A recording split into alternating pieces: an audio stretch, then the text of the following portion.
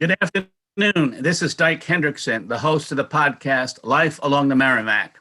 We're here for half an hour every Tuesday on Joppa Radio 96.3 and Comcast TV.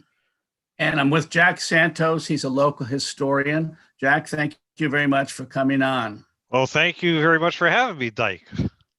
Well, Jack, one of the things that, I enjoy about your interest in history is you started a program a few years ago called If This House Could Talk. And in the summer, people can walk along some of the neighborhoods and read plaques and read information about the history of the given house. How did that start, Jack? And, what has the reaction been to it? I love it myself. Oh yeah, it's a great program because it's really grassroots. And this year I had a lot of help. The Newburyport Preservation Trust has kind of taken a real interest in ownership of it.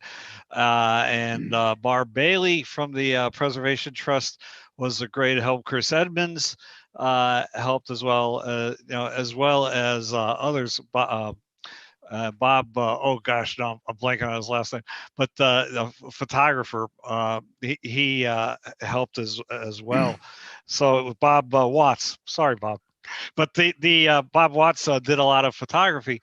It started innocently enough when I moved to Newburyport back in 2008.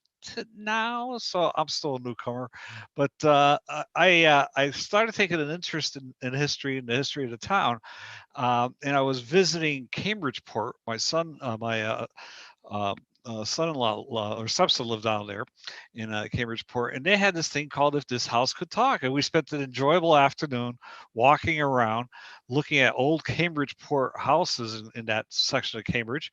And he turned to me and says, "How come you guys aren't doing something like this up in Newburyport?" Well, it took a few years for it to incubate and kind of roll around in my mind. And finally, we started doing it in Newburyport, and it's much more interesting than Cambridge. Well, yeah, I really have enjoyed it. How did it go this summer, Jack, with, the COVID and whatever? Could people still walk around? Yeah. Oh, yeah. Well, this summer was kind of a little bit more of a family event, and I'm going to plug the If This House Could Talk book, which you can get over at Jabberwocky or on Amazon, or if you go to walknewburyport.com. You can. I will be more than happy to come to your house and deliver it personally if you want to buy it that way. So, but it's got all the houses in it. It basically reflects what happened this summer. It was a family event this summer. As you know, Yankee Homecoming, we get inundated with a lot of outsiders. And on a normal year, and if this house could talk, there's a lot of people that don't know much about Newburyport. They're walking around the streets. They're strangers. But they get to meet folks. This year was all us. It was all the neighbors, getting out and walking around, and that was kind of nice. We signed up around 70 odd homes. We usually get 70 to 100. It was a little bit less this year. I think people, because it wasn't Yankee Homecoming, some people just decided to skip it. But it was still a lot of homes. You can't do them all in a day, and people still enjoyed all the signs. One of the most interesting houses in town, I think, is the old Caleb Cushing house on High Street. I think it's 99 High Street, and the Historical Association is there. Is that one of the major houses on the tour? Or do people take an interest in that? They do put a sign up at the house. It's If This House Could Talk is very egalitarian. In that you could be a house on High Street, or you can be a little shack on the water, or somewhere in the south end or the north end, or I'm trying to get more West Enders involved. But or there's certain houses on Low Street that might be very interesting. Low Street, the much overlooked Low Street. But so every house gets a chance to talk about what the house was about and the people that lived in it. It's not just the Cushing house that is now the Museum of Old Newbury, and it's not just one of my favorites on High Street is Brigham Manor, which was Abraham Wheelwright's home. He built it. He originally lived in my house and then moved up there. So everybody gets a chance, and even newer homes that maybe have a story to tell. It doesn't just have to be old homes. Get a chance to display what they know about their home or the land or what's happened in it or the Mhm. people in it. So it's Was there a anything golden, goes. Yeah. when it comes to home building, when I've walked around and I wrote a book called Nautical Newburyport, it seems like a lot of the homes on High Street were built between, say, 1790 and 1811. 1811 was a great fire. But, was that a golden era of sorts for the town in terms of the building of houses? Funny you should ask about that, like, because one of the research items that I'm doing now is I'm tracking the relative wealth of Newburyport between 1790 and 1820 to answer just that exact question. We've got all the tax records, and back then the taxes were based on your net worth. It was based on how much the value of your house was, the value of your business. It wasn't based on your income. And so getting those net worth figures of individuals, you get a pretty good idea of the ups and downs between 1800 and 1820. And there were a lot of ups and downs. There was the embargo Yes. that happened. There was the fire, the Great Fire that happened. So yeah, Newburyport was a relatively prosperous and wealthy community. It was growing a lot, but it was also contracting a lot. We had one individual, William Bartlett, who by far was the most wealthy individual in Newburyport.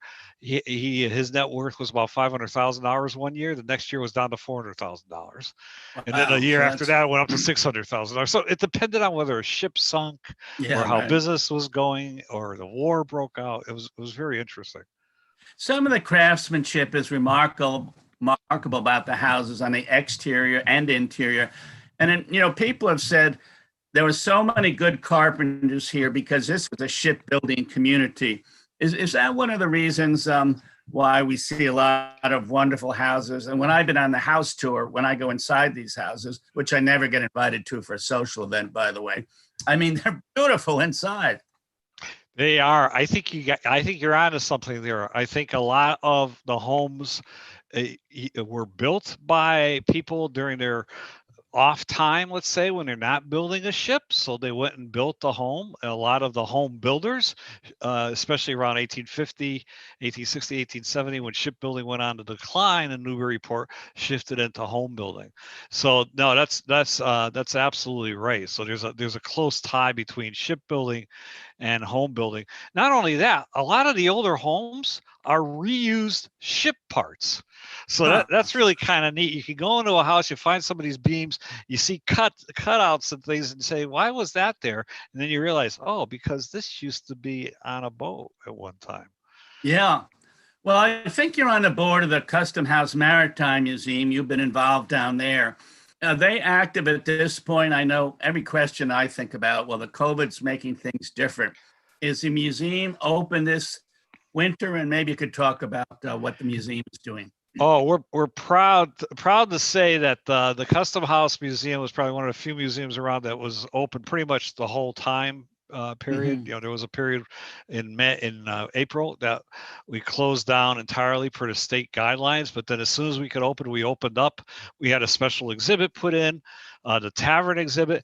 And if you haven't been to the Custom House Museum, or have been there and said, gee, it hasn't changed in 10 years, you have to go this year, because the new executive director there, Joan Whitlow, and Sean Palminteri, the assistant ED, they put a lot of effort into shaking things up, changing the exhibits around. And out of like 8 rooms, 7 of them are completely different. They've got new things, exciting things in them. So it's absolutely worth a visit. They're only going to be open on weekends till about the weekend before Christmas. And then we're going to close it down until probably March or April for the winter. So you have to get down there fast in the next few weeks if you want to see it. Well, the museum has always had an interest in the Coast Guard. And as you know, the Coast Guard was founded here in Newburyport. Are there still some Coast Guard memorabilia around the Maritime Museum? There's a whole room dedicated to the Coast Guard. Are you kidding me? Maybe you could talk a little about that. Yeah, well, Try to ask a simple question. You're much more of an expert on the Coast Guard than I am, so you can probably fill in the blanks. But no, there's quite a bit. You know, we pride ourselves in the fact that we are the home of the Coast Guard because of the revenue cutter service that was originally established here in Newburyport. And there's a room dedicated to Coast Guard memorabilia and models of Coast Guard ships. And interestingly enough, those of you that do go to the museum, when you go into the Coast Guard room, here's a little known fact that people kind of miss. Turn around and look up over the door that you came in, and there's a fantastic mural of Newburyport that was painted there when the museum first was established and opened. It's just it really is one of those hidden treasures. One other thing I want to mention about the Maritime Museum, I just spent most of the day today on it. They're doing what we're hoping to be an annual event. We're putting a tree, if I'll call it that, a kind of a holiday tree on the back lawn where the flagpole is, if you're familiar with it. But it's going to be made out of fishing net. And it is made out of fishing net. We put it up today. Anybody who walks down can check it out.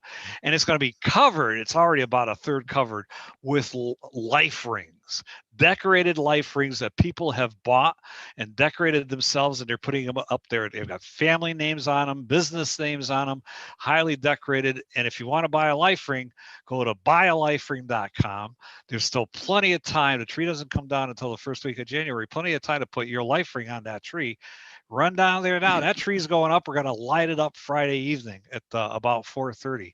So, and it's going to be really a new thing for Newburyport, kind of like the Gloucester lobster trap tree, but this one's something much more appropriate for Newburyport. It's life rings all over the thing. Well, that sounds good. You know, when we talk about the river, the Maritime Museum, of course, is right on the river. You know, sometimes it seems to be getting dirtier. Sometimes it seems to be getting cleaner. I'm just wondering, you're kind of a layman as it comes to the river, as am I.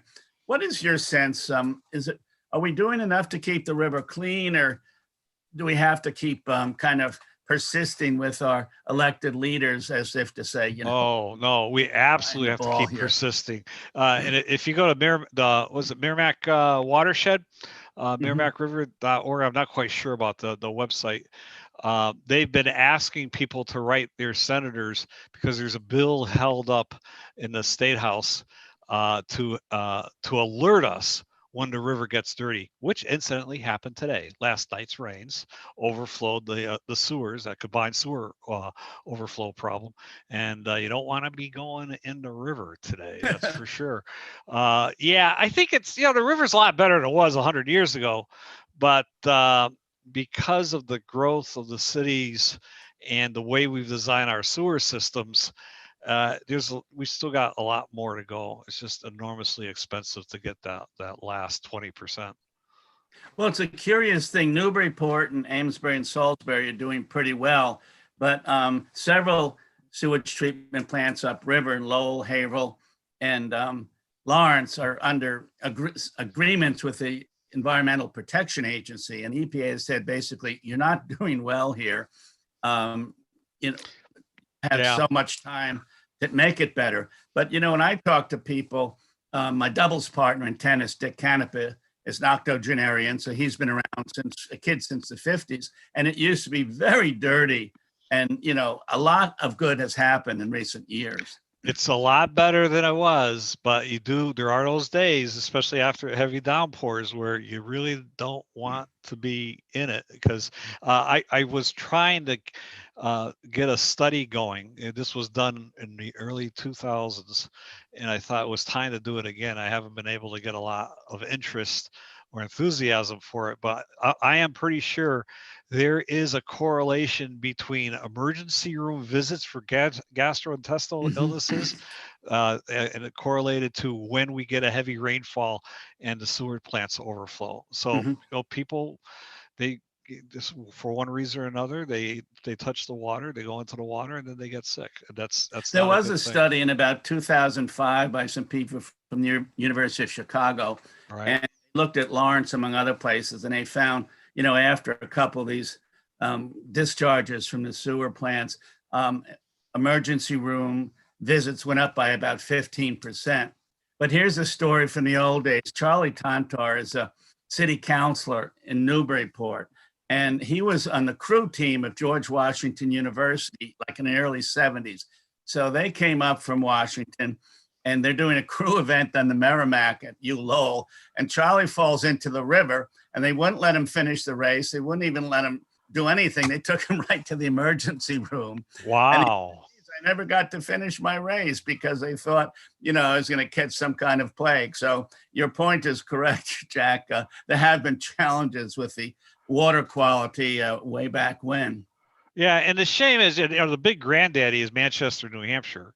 They're by far dump more sewage after a heavy rainstorm, and the big issue is that to fix it, you're gonna have to dig up every city street and separate sewer pipes from street sewer pipes from house sewer pipes. That's the issue. That's no small feat. It'll take many years.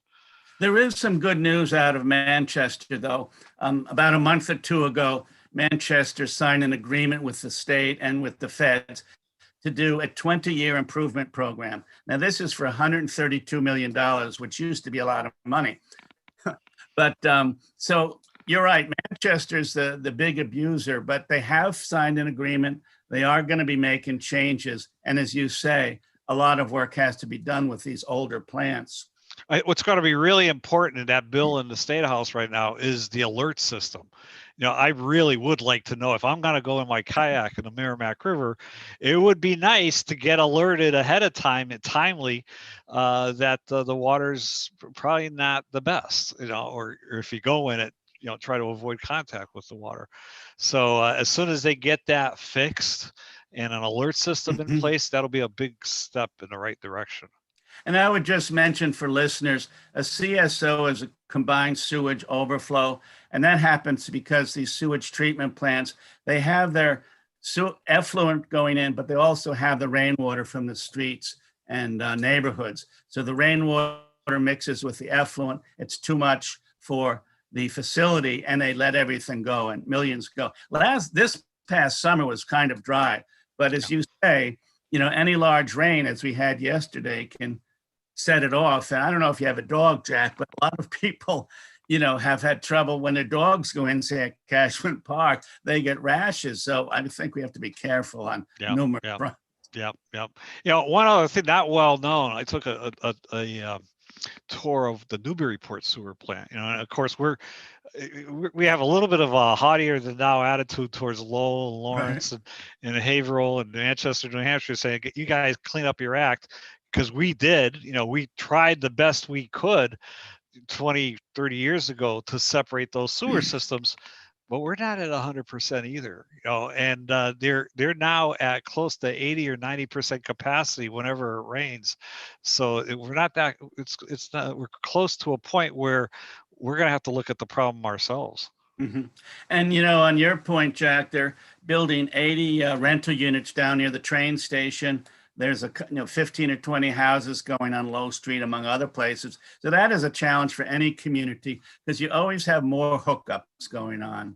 And so one thing the city did well 3 or 4 years ago was they put in anti-odor hardware. I don't know if you know that, but people down near Joppa were saying, this is awful. You've improved the facility, but it smells really bad. So Mayor Donna Holliday and some of the councils got together and spent $1 million. Now, it amazes me that the engineers didn't put the hardware on to begin with. Like, how can you do a sewage treatment plant but decide not to put the anti-odor in? But you're a little removed from that. I don't know if you ever get odors where you are, Jack. Do you? I used to. I'm on Spring Street, and there would be once or twice a year you would smell the plant, but also once or twice a year, and this is still to this day, I can smell when they fertilize the field of tender crop. So we're getting it from both sides. But you're right. It's much better now since they put in the anti-odor. Yeah, I don't think I've smelled it since they've done that. Enjoyed that. Well, getting away from the Merrimack a little bit, and getting into other parts of New England. You were interested in the Arnold Trail some years ago. And this is Benedict Arnold actually had left Newburyport to go up to Quebec and, attack during the war. When he was a good guy. The days he was a good guy. He has been besmirched, there's no doubt, but at the moment he was the good guy. Maybe you could talk about your interest in the Arnold Trail and how you followed it a good way up through Maine. Yeah, no, absolutely. I highly encourage it. It actually ties to a lecture series I'm doing at the Museum of Old Newbury right now, because it was the Arnold Trail talk that I did about 3 or 4 or 5 years ago that kind of keyed off what I'm doing now, which I call a Newburyport travelogue. But my wife and I were avid kayakers and hikers, and one summer we said, why don't we follow Benedict Arnold's trail through the backwoods of Maine up to Quebec City and stay as close to it as we could, taking our kayaks and kayaking the parts that we could. And that's exactly what we did. Surprisingly enough, Arnold, for those of you that don't know, he started his expedition to conquer Quebec and make it the 13th colony. He left Newburyport with 10 ships and headed up the Kennebec River from Newburyport. Unfortunately, he was, or maybe fortunately for Canada, he was not successful. But he left. To this day, if you follow the trail, there are hundreds of markers every step along the way that people have dedicated over the years, and it's a lot of fun going through the backwoods of Maine on roads. The roads pretty much follow a lot of the trail now, all the way to Quebec City, especially exciting to end at Quebec City and then taking all the history in up at Quebec City, which is really interesting. Yeah, that was really great. And Benedict Arnold actually left Newburyport and went to the Kennebec a little late, and it got very cold. Kenneth Roberts wrote a book called Arundel about this. And, if you want to, you better read it in the summer, because if you want to read about hardship and bad times, they had so much difficulty. They had the Indians, they capsized, their bateaus had not toughened up enough. So many of their canoes and bateaus were leaking. Jack, you were wise to take the road rather than go up in November. I can that. Oh, we went in the middle of the summer. We're not foolish enough to go this time of year, which is basically when they finally got to Quebec City about the middle of December, because they attacked Quebec City on New Year's Eve, and then they lost. Very close. It could have. I often say, maybe it's a little bit of hyperbole. It came down to one bullet shot as to whether the Americans were going to take the city or not, and that bullet shot was one that took out the other general, whose name escapes me right now. There were two generals. Arnold was one of them. And there was another one attacking from the side from Montreal, and he was killed instantly. The troops panicked, and they could have easily have stormed the gates, and there would be nobody defending the city. And one bullet shot turned that whole campaign around. Yeah, that's a wonderful thing. And as you say, Benedict Arnold, was a good and hearty American for quite some time. Well, this is Joppa Radio 96.3 and Comcast TV. Let me ask you, how did you get interested in history, Jack? Were you a history major, or did you stumble on it because you do live on a historic street?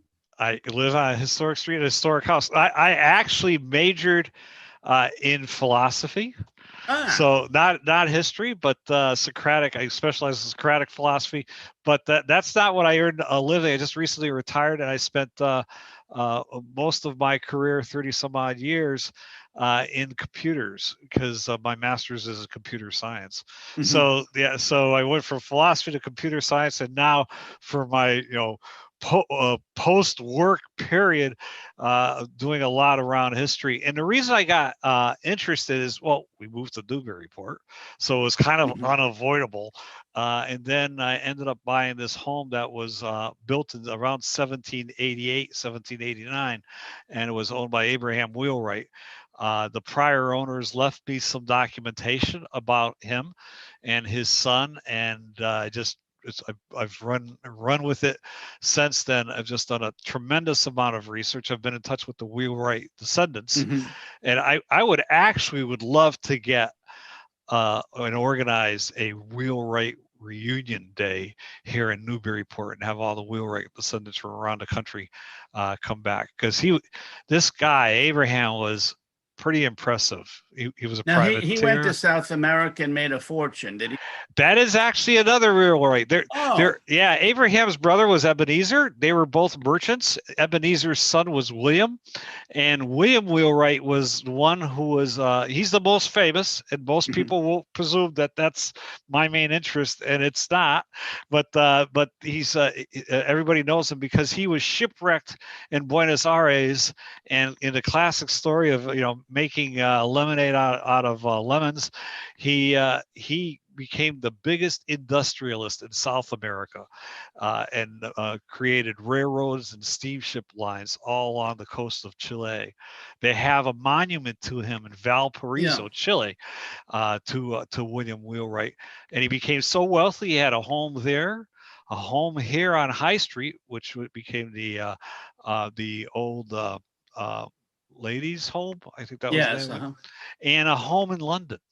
And I'll be talking about him at my next talk at the Museum of Old Newbury in January. I think the date's kind of in shifting right now in my Newburyport travelogue. My first part of that travelogue was about connections to cities on the East Coast that Newburyport has, like Charleston and other cities. My second part is going to be, we're going worldwide, and London and William Wheelwright's home in London, as well as South America, the West Coast, and Hawaii, all have really strong connections to Newburyport. So I'll be giving. Well, you do have esoteric interest, Jack. I have to say that. Fascinating, but esoteric.